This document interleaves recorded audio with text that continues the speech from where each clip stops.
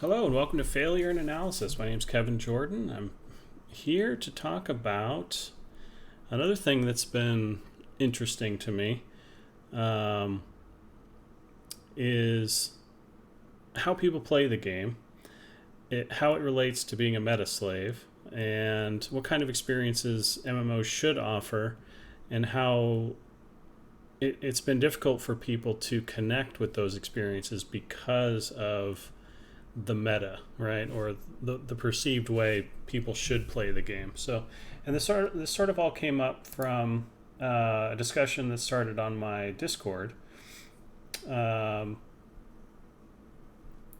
from one of my viewers, Tulsa Roma, and he basically asked, where would I take retail essentially? Like, how much would I go back to classic?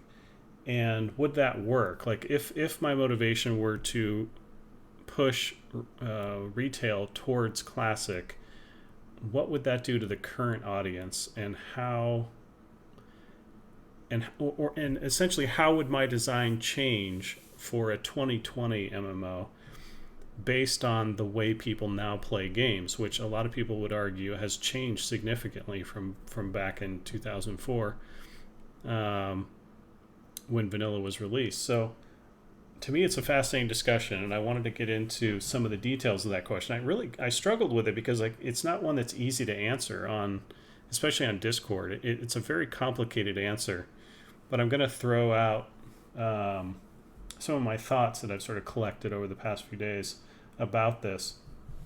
So one of the points that Telsaroma makes is because people know the journey, they will find the best way to get to 60 or get their BIS gear, etc. Let me just show you my Discord.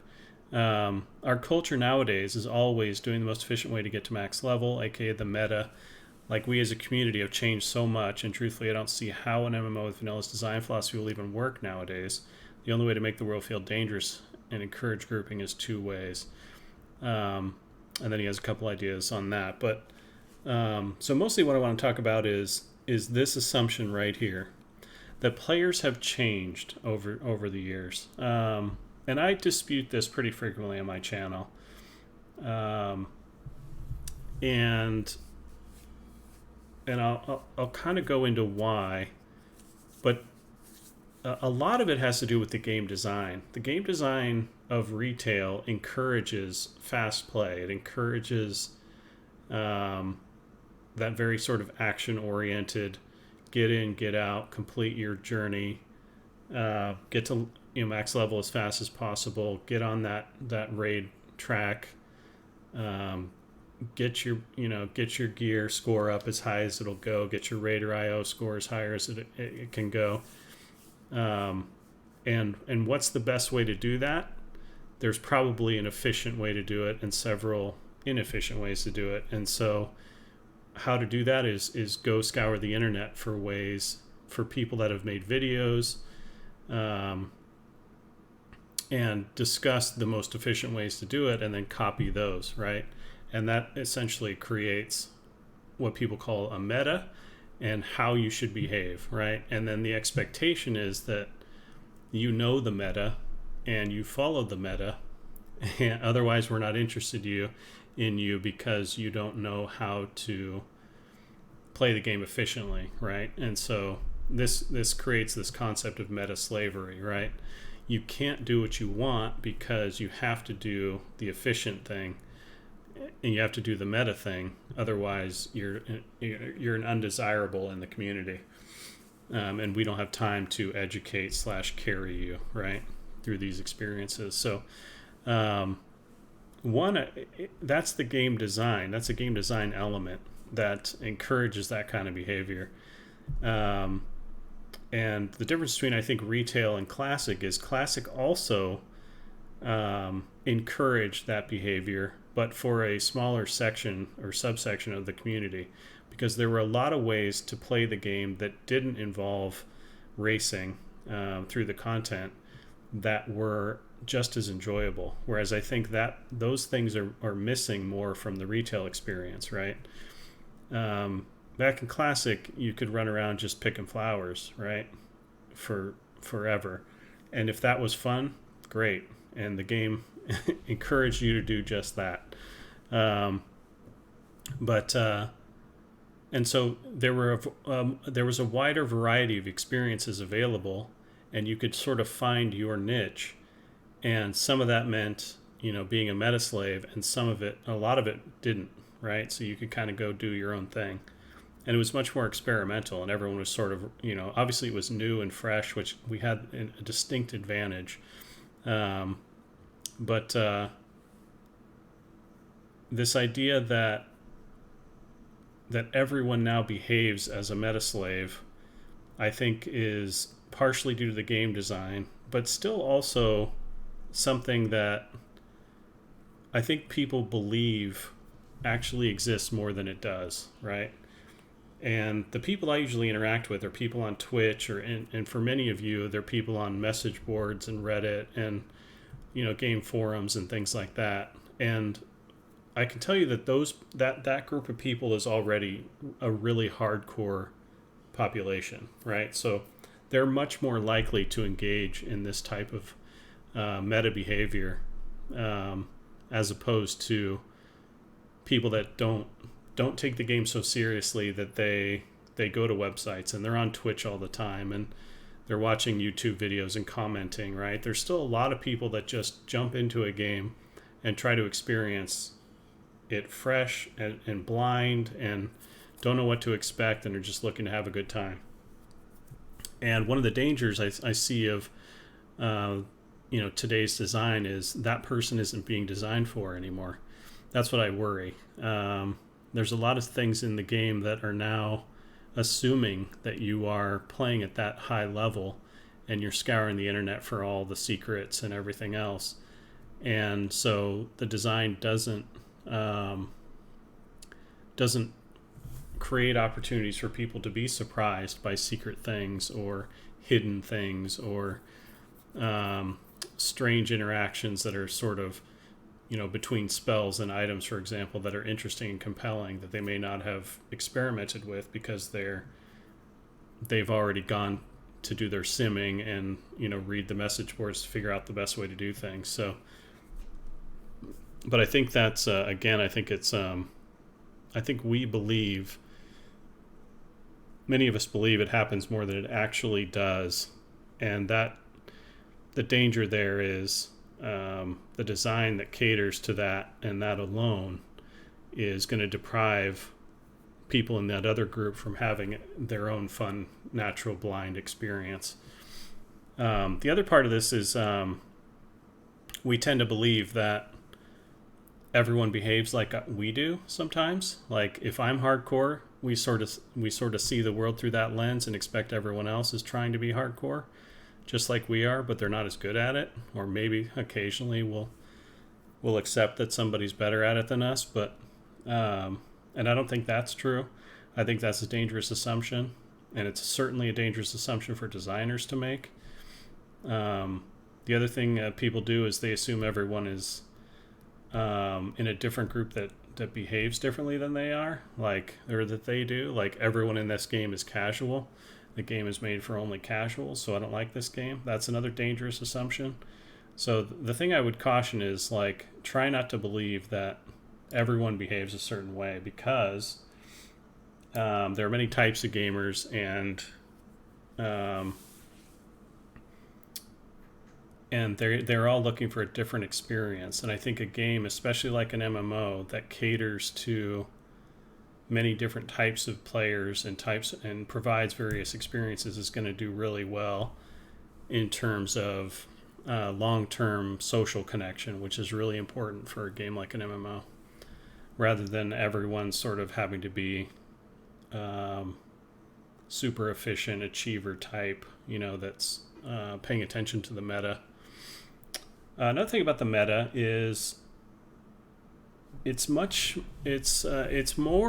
still changing, right? Like this Diamond Flask thing that I've got up here on the list or on the screen. This is still kind of newish. I imagine some people were aware of it, but this thing now is sort of taking hold, which tells me two things. One, there are still people experimenting, which is a good thing. Not everyone, essentially, is just convinced that the meta is stable, it's solved, and everyone should just follow the existing knowledge, right? There are still people out there experimenting. That's an amazing thing, and that excites me. And I would encourage more people to experiment, right? This is the thing about being a meta slave that I don't like, is this idea that everything is solved and you don't have to do any work or shouldn't do any work. I think that's a very fun potential experience for a lot of people, is trying different things.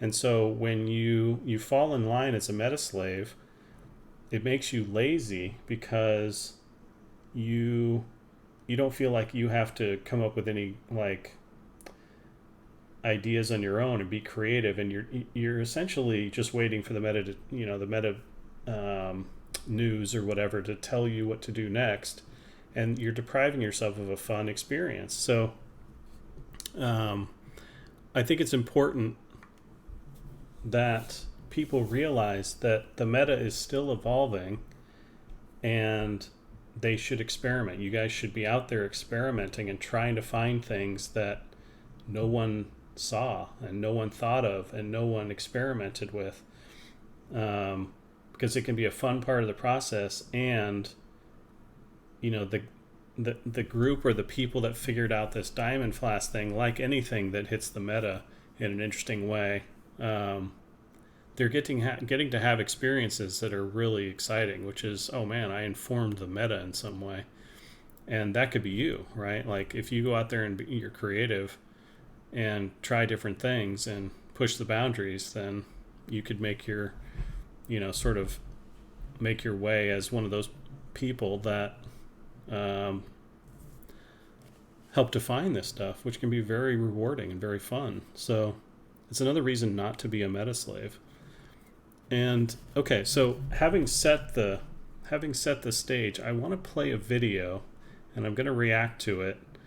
And it's one I put in my Discord a few days ago, and I was pretty blown away by this video. I think this video is amazing, and I'll go into why after we watch it for a little bit. But it's by Lazy Peon, and he's reviewing essentially Dungeons & Dragons Online. So let's watch this. And this is going to sort of prove my point, or try to prove my point. Dragons Online is a free-to-play fantasy MMORPG that's available to play on Steam that initially released all the way back in 2006. This game is most well known for its narrated story, unique puzzle-filled dungeons, and being set in an iconic and well-established universe with tons of lore behind it. Before we jump into it though, a quick word from today's sponsor. Battle Divas Slay Mecha is a brand new anime grid-based strategy RPG that's recently came out. Seems like there's play Battle Divas now. So the first thing we're going to do is choose our play style: melee, spell, specialist, or iconic.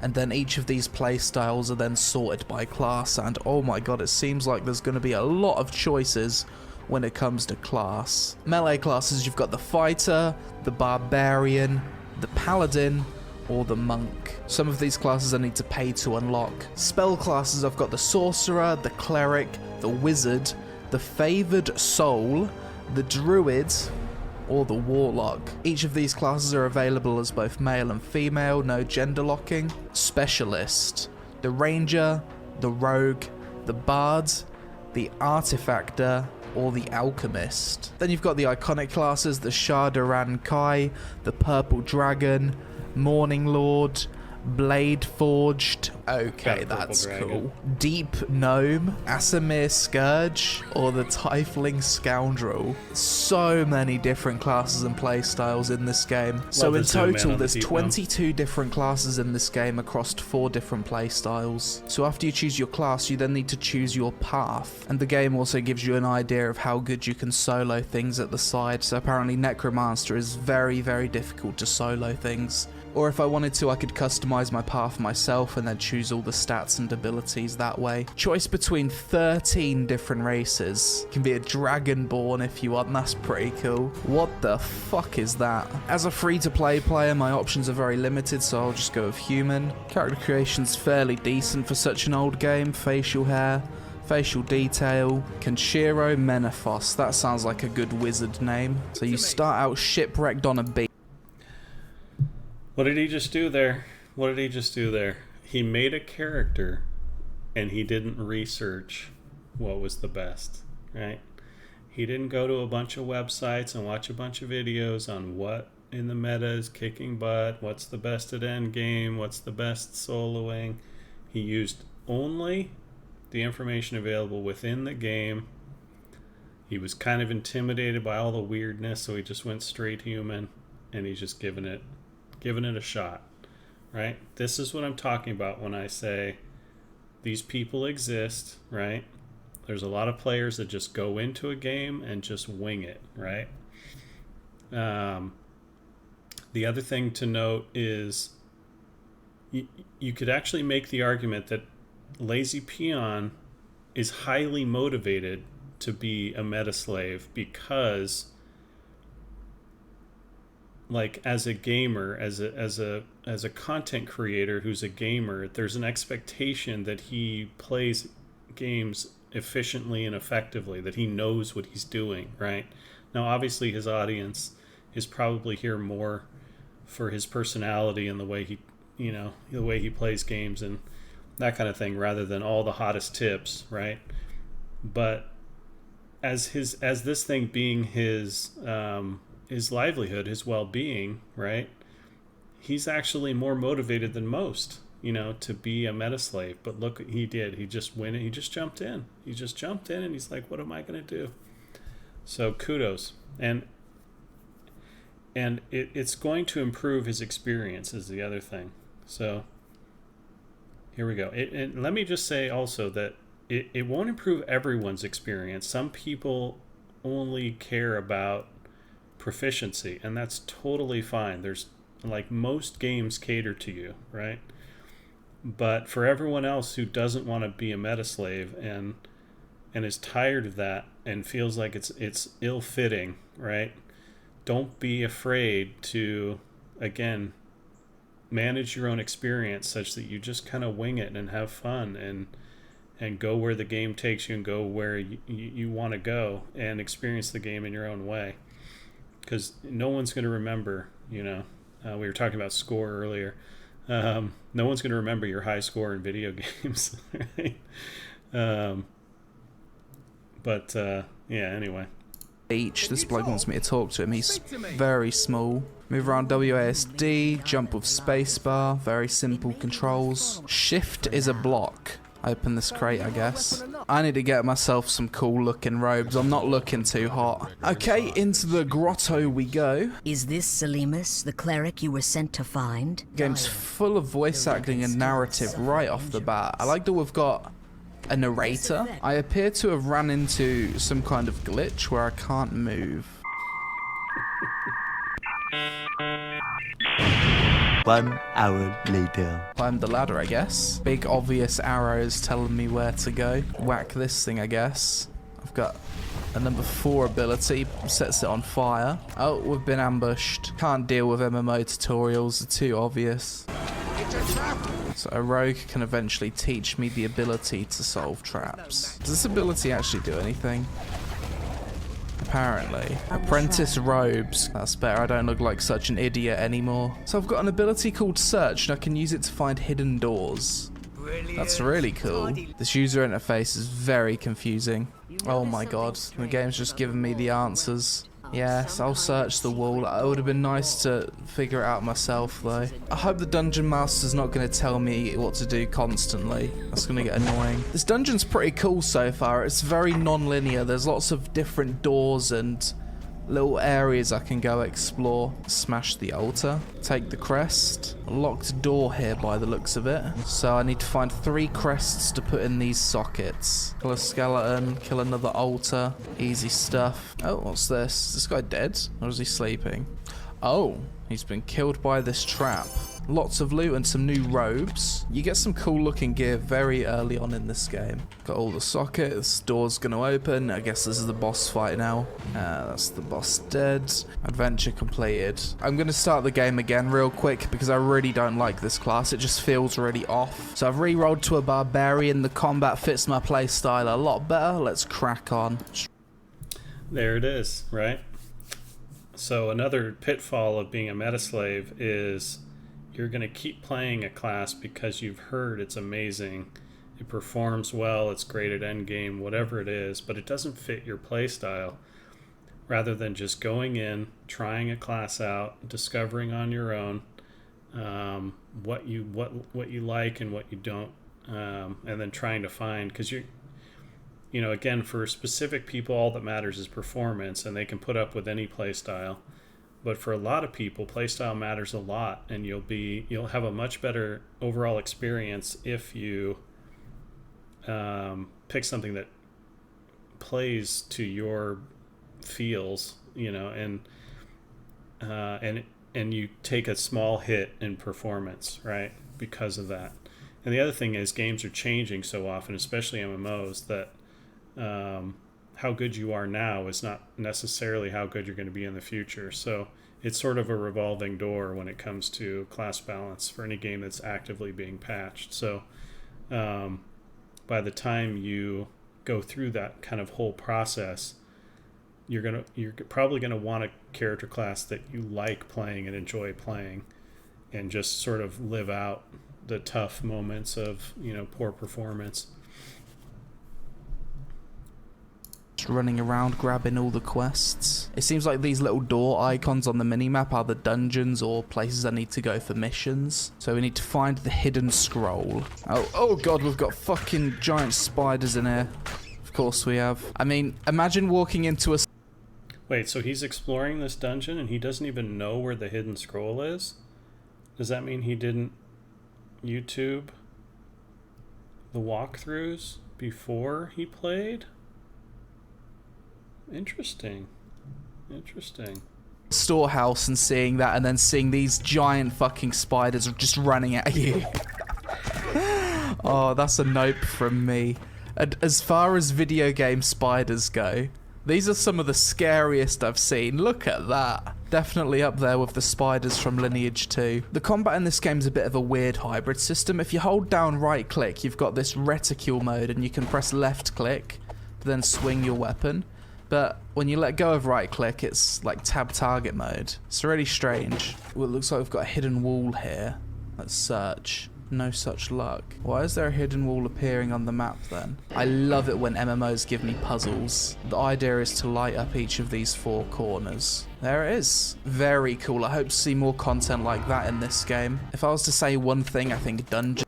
You hear that, designers? You hear that? Here's a guy who didn't do the walkthrough first, didn't know how to do that puzzle automatically when he got there, had to figure it out on the fly, and he really enjoyed it, right? So again, I'll second the notion to designers. Assume players are going to play like this and make content for them, which is sometimes the stuff is, you can Google it, but it's way more fun to just jump in, get to that place yourself naturally with no information and figure it out yourself. That can be a great time had by many, many people. And they're going to be slower, but that's okay. If they're having a good time, how fast they're going is irrelevant. So more designers to borrow from this old game. And MMOs are lacking. It's certainly puzzles and non-linear level design, and so far this game seems to have both, so that's a good sign. Questo completo. I'm in another cellar. Oh, okay, a cultist has popped out. I hardly need to use my abilities as this class.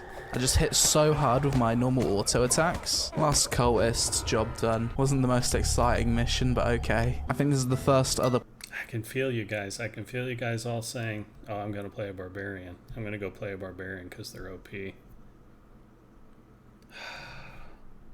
Are you not listening?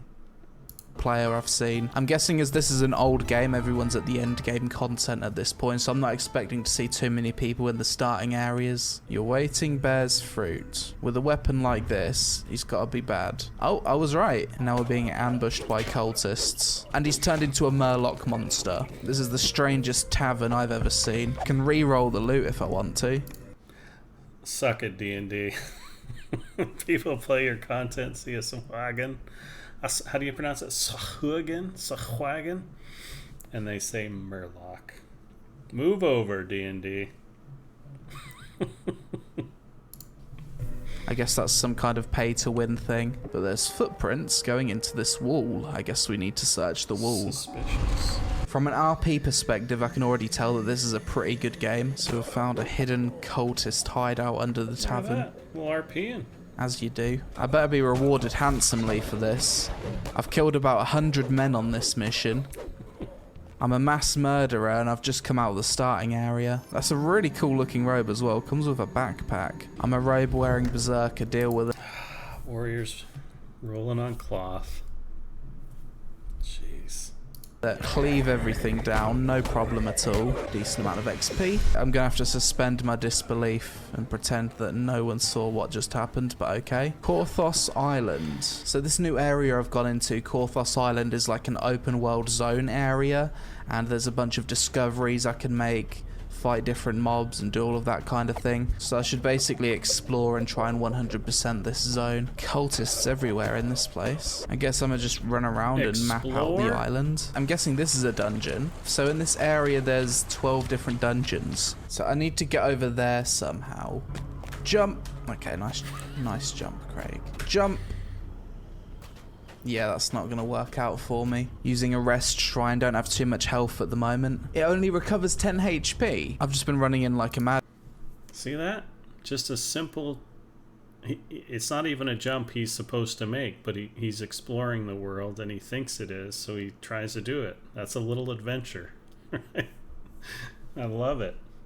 Man, I need to be way more careful with my health. Okay, there's zombies on the floor. Let's make our way through this dungeon, I guess. Man, these barrels are really annoying because I feel as though I need to... Oh, fuck off! Open everyone. That creeped me out. It just kind of appeared like beneath my feet. I didn't see where it came from. My OCD's getting the better of me right now. Oh, imagine walking through that in real life. I couldn't have picked a more nope dungeon to go through. I can hack through this, apparently. Dungeons and Dragons Online. Otherwise known as Arachnid, the MMO. What is this? Okay, there's a friend over there trapped behind the cage. I guess we need to free him. Anything useful down here? Door. The lever is locked. Looks like I've got another puzzle to deal with. These little puzzles make this game feel really unique. So now the yellow and the red thing is on. I can pull this lever. That should unlock this. No, door locked. This puzzle took a solid 5 to 10 minutes. And now, surely this is open. Yes. Wow. That whole puzzle that took me 5 to 10 minutes was completely optional. That's so cool. Really impressed by the dungeons in this game so far. It really makes you feel like an adventurer, actually having to figure things out for yourself. I like how the... Little insider info. The guy who designed that area right there is Luis Barriga, who's one of the lead devs for Diablo 4. So...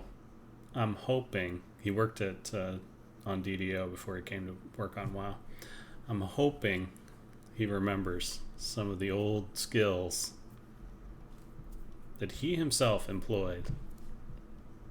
The dungeons are designed as well. They're designed with some verticality to them, so you can even put jumping puzzles in the dungeons as well if you want to. And this is another completely optional bit of content. I just had to do a little jumping puzzle to get over here. And there's another treasure chest. And it's blocked by a boss. Oh, almost dead. That was a strong monster. Other MMOs should definitely take note of the dungeon design in this game. Oim! Oh my god. Well, I just walked into that. I bet the later dungeons are even better as well. This is all early game noob stuff as well. I love how there's different paths I can take, and some of these paths are completely optional. It's so good. It really does give me a feeling of exploration. I've never had that from a dungeon in any... It's like he's finding his true gamer self by playing this game. Amazing. what happens when you offer people different types of experiences.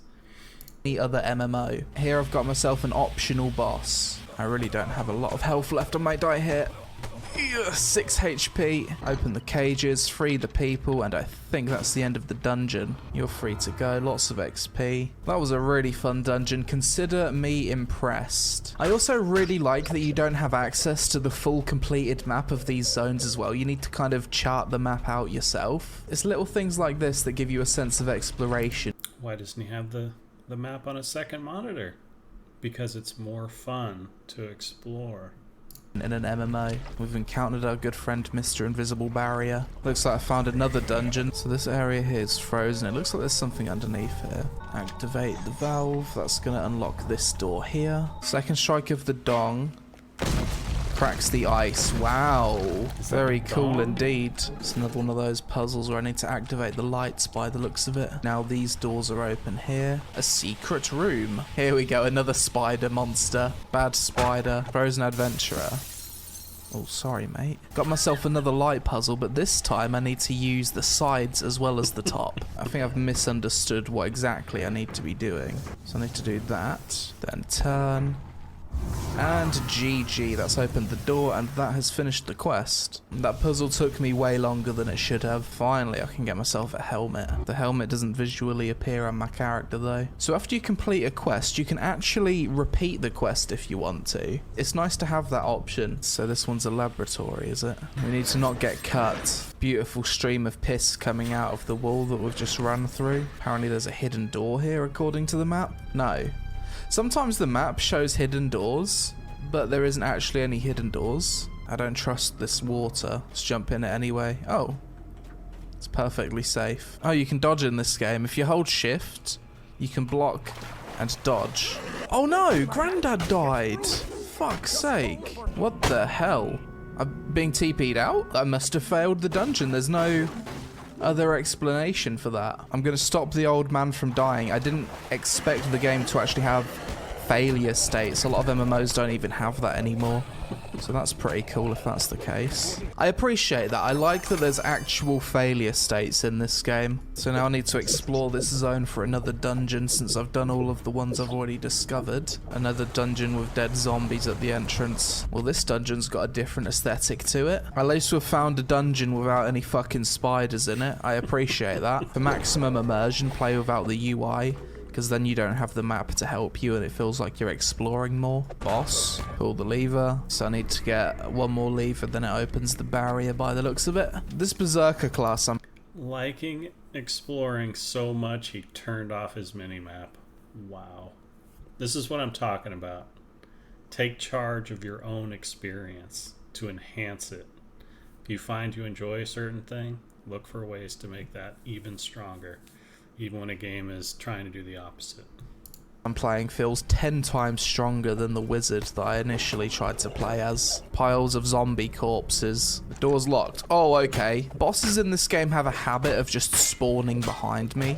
Sit. Mission complete. But there's a treasure door here and it's locked. I must have missed something. I need to increase my IRL perception skill apparently. So after playing Dungeons & Dragons Online for a bit, my thoughts on the game are as follows. I really liked how the dungeons are designed, and I wish other MMOs would take notes of the puzzles, layout and verticality.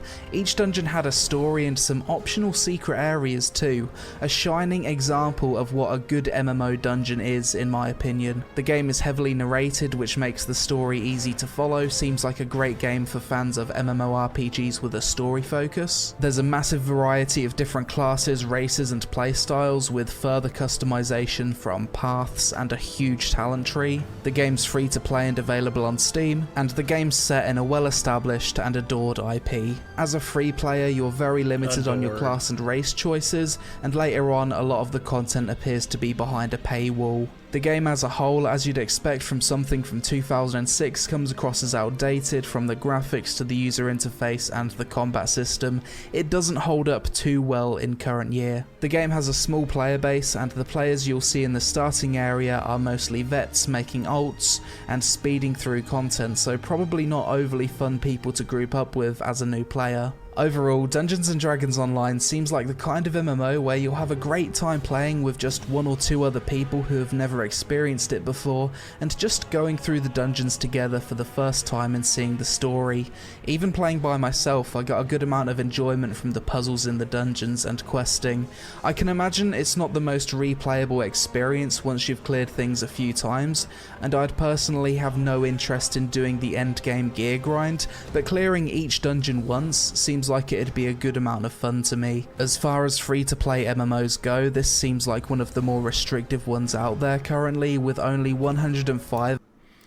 Imagine just playing the content once and being done, right?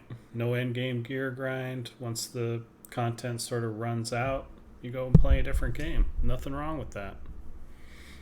Out of 502 quests being available for free. But that's it for this video, guys. As always, let me know your thoughts on Dungeons & Dragons Online in the comments below. I do plan on covering more classic MMOs this year, so also let me know what ones you'd like to see the most. If you enjoy the content, then please help me out with a like for the YouTube algorithm, as it helps me reach more people with my content and hopefully get more people interested. Anyway, that was the video I wanted to show. I was blown away, not only because I pretty much agreed with him. DDO is an amazing game, Dungeons & Dragons Online. It did things so differently than a lot of other MMOs, and it was really refreshing. It did some other things, or it did some things that were bad as well, but their dungeon design is really good. And it's a great time with friends or even solo in a lot of cases. But mostly because he went in totally fresh and he just played the game, right? Unassisted by any mods, add-ons, second monitor maps, tips and tricks, YouTube videos. No meta slavery at all. He just wandered in and played the game for what it was, and he had a great time.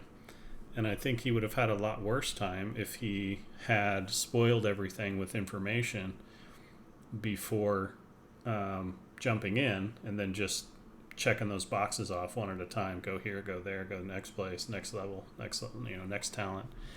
You can deprive yourself of a really good time if you're always sort of being a follower in that sense. So take the shackles off of being a meta slave and start playing games the way a lot of them are designed, which is to be fresh, new experiences with nothing spoiled. So get off the gear grind for a minute and just try to enjoy and smell the roses. And if that's not your thing, then ignore me. But I feel like there's a lot of players out there who are dying for this kind of thing, but they feel trapped by the meta, right? But don't let it trap you anymore.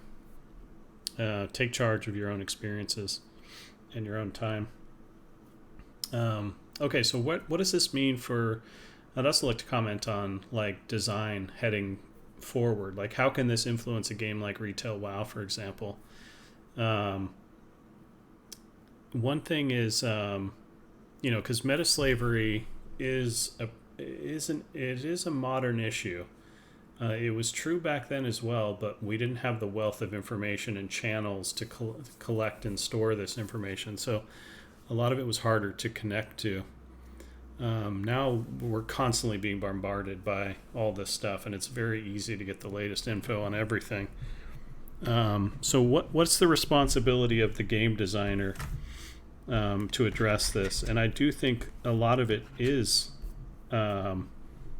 in the game designer's hands, and it is their responsibility. And I think a lot of game designers are sort of just throwing their hands up and saying, well, that's the way it is now. We have to design things differently. But I'm once again asking for some ambition, and I'm hoping that someone steps up to say, no, we can do better than this. We can create design and experiences that inspire people to do their own thing, and also play the game in a way where, or design the game in a way where knowledge isn't everything, right? It's the combination of knowledge and play experience or playability, or how you adapt and how you how you do things, how you perform, that create the best performances and best experiences. And I think a lot of people get even more out of that, even for the people that are meta slaves. And here's an example of what I mean by that. So obviously there's a lot of knowledge. So for DDO specifically, if you know how to do the puzzles, if you know where to go, where all the stuff is beforehand, you're going to rip through it, and a lot of the experience is going to be spoiled. It's not going to be as fun. And so retail has sort of taken the opposite approach, where we assume that you've already watched all the videos and you know everything about how it's going to go down, and so you're just ticking off the boxes, and it's boring. And we have to challenge you in different ways. But the third game I'll mention is Escape from Tarkov. Escape from Tarkov is obviously a different kind of game, but what it does really well is you can know everything about a zone, and you can watch streamers play really effectively, and feel like you've absorbed all the information possible. But until you get in there and run the map yourself and react to all the variable elements that are going on, you're still going to be bad at the game, right? You're going to be bad at the game as you go through the process of learning it as an active, evolving, living and breathing environment that doesn't really care that you're there or not, like what your state in the game is, right? It doesn't hold your hand. It doesn't change its difficulty based on how high level or how experienced you are or lack of experience you are. It's just there, and it's up to you. Plus there's all the other players running around, which is obviously PvP is a very replayable experience. But every time you play a map, it's very different. And having knowledge is a huge help, but it doesn't take you all the way there. So try to create designs that are part knowledge but part performance, and also introduce random elements between those two things so that the experience changes a little bit each time. And retail already does this with its and Diablo does this with its affix and suffix, its prefix and suffix systems, which modify the dungeons, and have more things be sort of surprise elements. Like one of the reasons I love Chromagus is because he had that random element of his defenses changed. I love things like that, where it's like, okay, we get there, we know generally how things are going to go, but there's a few curveballs in there that we don't know how to react to until they happen, and then you have to call audibles to figure out what your raid's going to do now. So you can't just keep doing the one thing necessarily that someone's told you is the most effective, because that changes based on the context. So create more contextual changes within experiences that keep players on their toes. And that way, you create a situation where you can't just have a bunch of people, watching Netflix on their other monitor, right, while they're doing it, waiting for the loot to drop, right? They have to be engaged. They have to know what their role is. They have to have strategies and plans and backup plans, and when things change, that keep you on your toes, make you adapt. And so that's where good designers can step in and modify those experiences in a way where even for people that have reviewed the information, they still have to perform. They still have to get in there and do the job and understand the job, and they can't just be passengers in their own experience. So I think design can go a long way in that aspect. And definitely should be in any sort of mode where you're expecting the players to run a thing many, many, many times, right? So you got to change it up. But so that's just one example. But I do think it's important for game designers to take responsibility, to show ambition, and to have design address some of these meta problems that occur, and not just hold their hands up and say, well, that's how it is now. So let's lean into it and have the game give you all the information ahead of time, right? I think that's a cop-out, and people should be going back to brainstorming ideas to keep things fresh. And also, just again, don't be afraid to make experiences where knowledge matters a lot and is designed for people that want to go in fresh, right? Like, a lot of people are excited for the next phases in Classic, and some people are excited because they know all about it and they're looking forward to flexing and getting their personal best times up, or down, as it were. And other people are excited because they've never done it before. So for those people, I would say try to find people that are like you, that have never done it and want to go through that process together and figure it out together, because that will be way more fun in the long run than, just being a passenger and having 5 other people tell you exactly what to do at every moment and then just getting gear at the end of the run, right? Doing what you're told and nothing else, right? And hoping for gear. So this is kind of like, for a lot of people, this is a once in a lifetime experience, to have this opportunity to go back and play some of that old content. So don't diminish it, and don't destroy that opportunity by being really passive in the play experience. So take charge of your own experience and find other people that want to do the same and go through it and be part of the process of cracking it down and figuring out how to play it and how to beat it, because you'll have a lot more fun. So anyway, thanks very much for watching. I appreciate it. Don't forget to leave a like and subscribe, and I'll see you guys next time. Thank you.